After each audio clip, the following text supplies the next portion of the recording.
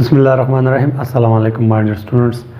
نن موږ د فرست ایئر د بایولوژي نه بل یو ټاپک کو سټیټس اف وایرس. ګوري موږ دا خبر تاسو په اډوانس کې کړې ده چې یو جاندار دی او بل بې جان دی. دوه قسمه د شي نه دي، خو دریم د یو څه پکې شته چې هغه ته موږ نه جاندار ویل شو، نو ته بې جان ویل شو.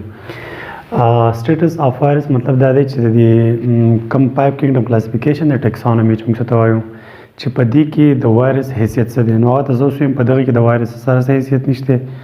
وایرس په هغه کې په 5 کینګډم کلاسیفیکیشن کې سره راغلی نه. که تاسو هر کینګډم ځان له وګورئ، مونیرا او پروټیسټ او پنجای فلانټیو انیمیلیا، نو په دې کې به تاسو میلاو نشي وایرس.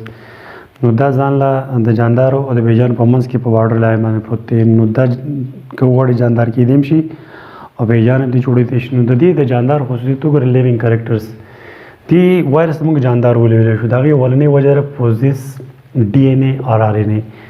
لکه دا زموږ چې وایرس دی، په دې وایرس کې به جینیټک میټیریل او جینیټک میټیریل مطلب نیوکلیک ایسډ، آر ان اے یا ډي ان اے. نو دا ډي ان اے یا آر ان اے دا په چا کې؟ دا صرف په لیوینګ تھنګ کې، لکه مطلب په ټولو جاندارو کې جینیټک میټیریل ډي ان اے یا آر ان اے. خو دا خبره اوس یاد ساتئ چې په وایرس کې یا ډي ان اے یا آر ان اے دواړه نشي کېدی. دا خبره اوس ذهن کې یاد ساتئ. د دې نه علاوه بیا بله خبره ده، هیو د ایبیلیټي ټو ګرو اینډ ریپروډیوس. په دې وایرس کې دا خصوصیت هم د جاندارو شته چې دا غټېدی هم شي او خپل بچي پیدا کولی شي. نو بچي پیدا کول یا غټېده دا چا خصوصیت ده؟ دا هم د جاندارو خصوصیت دی. ټیک د دوه خبرې شوي. د دې نه علاوه بیا بل دی کاز ډیزیز. دا وایرس اوس یو څیز دی لکه چې راسي څنګه چې بکټیریا مختلف بکټیریا دي انسان کې مختلف بیماریان لګوي. نو دغه بکټیریا زموږ یو لیوینګ تھنګ دی. نو وایرس هم بیماریان موږ لګولی شي، ځناورو کې یا په نور بوټو کې وغیره دي کې دا بیماریان لګولی شي. نو یو چې یو شی لاړ شي بل شي کې بیماري ولګي، دا خصوصیت هم د لیوینګ تھنګ دی. او بل دی جینیټک ریکمبینیشن. چې د جینیټک ریکمبینیشن مقصد دا دی چې دا وایرس دا خپل ډي ان اے چېرته د بل جاندار بکټیریا ته یا بل ځناور خولي ته چې کله دا خپل ډي ان اے ورورته لکه فرض کې دا زموږ سره بکټیریا ده، ټیک ده، او دا پکې زموږ سره فرض کا دا بکټیریوفیج وایرس دی. دلته کې دا دغه د بکټیریا دا ډي ان اے دی. نو چې دوی ته خپل کله ډي ان اے دلته راوړته د بکټیریا ډي ان اے د دې وایرس دلته چې راوړته نو دا دې ځان اټیچ کیدی سم، ټیک ده. نو دې ته موږ ریکمبیننٹ ډي ان اے وایو.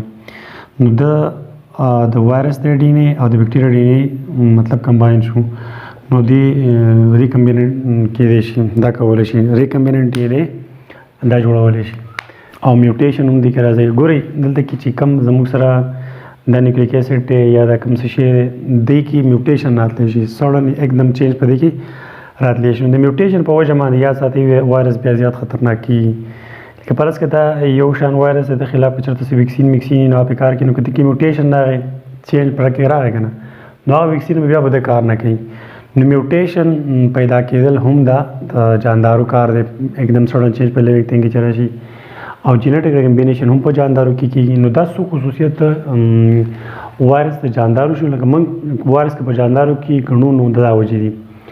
ډي ان اے یا آر ان اے به پکې دا به غټېږي او بچي هم پیدا کوي. ډیزیز په بل جاندار کې کاز کولی شي، جینیټک ریکمبینیشن کولی شي او میوټیشن پکې هم کولی شي. د دې نه اوس که موږ سوچ وکړو نو دې ته موږ نان لیوینګ تھنګ هم ویلی شو. په څه خبرو ته نان لیوینګ تھنګ ویلی شو؟ نان لیوینګ کریکټرز اف وایرس ډونټ هیو ټرو سیلز.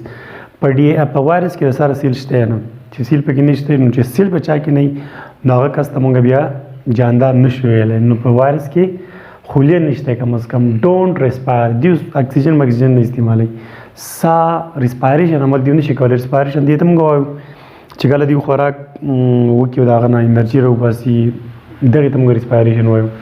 نو دوی ریسپایریشن نه کوي. او ریسپایریشن د چا خصوصیت دی؟ د جاندارو دی. نو دوی نه کوي.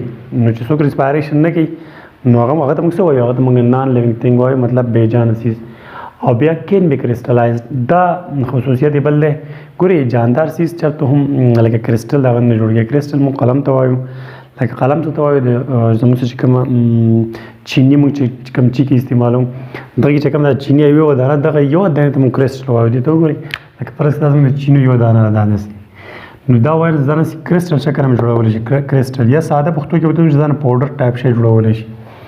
چې کله بیا فیوریبل کنډیشن درته میلاویږي نو دا واپس د ځانه صحیح نارمل وایرس جوړولی شي. او که حالاتو ته خراب نو they can crystallize نو د خپل ځان دا وایرس چې څومره دي د خپل ځان کرسټلایز کولی شي.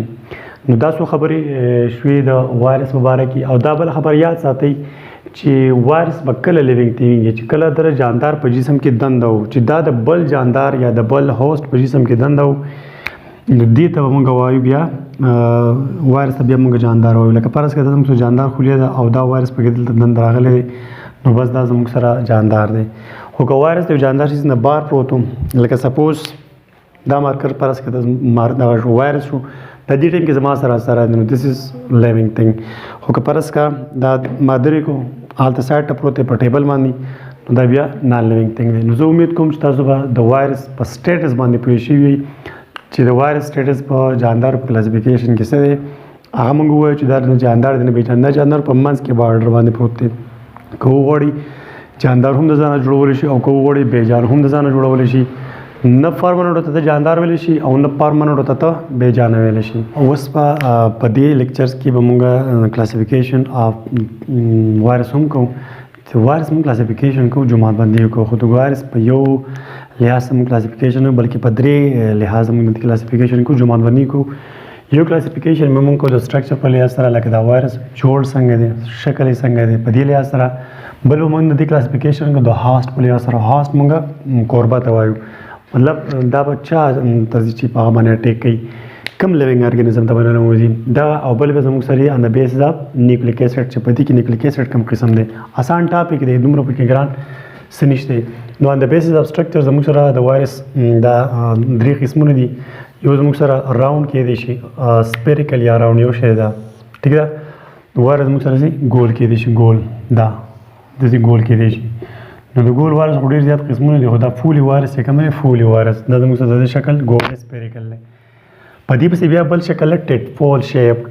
ټیټپول مینس دا ټیټپول موږ اصل کې د سنځخې د بچي ته کوم والا کې چې دغې ته موږ ټیټپول وایو. نو دا زموږ سره ټیټپول شیپ دی. نو ټیټپول شیپ وایرس موږ کمی چې هغه په بیکټیریا باندې اټیک کوي دغه ټیټپول شیپ وایرس دی زموږ سره. بیکټیریا پیج وایرس شکل څنګه ټیټپول ټیک ده. دریم دی راډ شیپډ. راډ شیپ مطلب داسې اوږد داسې سلنډریکل داسې اوږد غوندې کې داسې سلنډریکل شیپ داسې وایرس هم زموږ کې څه کېدی شي. نو دا زموږ سره ټي ایم وي دی ټوبیکوموسیک وایرس د دې مثال دا شو. نو دغه یو مثال اوس د ایگزام دپاره یاد ساتئ چې آن د بیسس آف سټرکچر زموږ سره وایرس درې قسمه دی. او پولی هیډرل پکې هم کېدی شي. 4 نمبر پکې زموږ سره پولی هیډرل کېدی شي. پولی هیډرل د پولی هیډرل مطلب دا دی چې د دې ډېر زیات څه سایډونه کېدی شي داسې ډفرنټ سایډونه سایډز ډفرنټ کېدی شي دا پکې هم دی. اوس د هاست په لحاظ سره به دې موږ کلاسیفیکیشن کوو. مطلب دا دی چې دا وایرس به په کوم جاندار باندې اټیک کولی شي. نو وایرس چې کله په انیمل باندې اټیک کوي نو هغه ته موږ انیمل وایرس وایو. داسې وایرس چې په ځناور باندې اټیک کوي په ځناور کې بیماریاں نه لګوي هغه ته به موږ انیمل وایرس وایو. خبره ختم. د انیمل وایرس کې خو بیا ډېر زیات دي لکه دا پولی وایرس زموږ سره انیمل وایرس ځکه دا په انسانانو باندې اټیک کوي په انسان کې بیمارۍ لګوي. اوس چې کومه کووډ 19 کومه کورونا وایرس و دغه هم انیمل وایرس دی.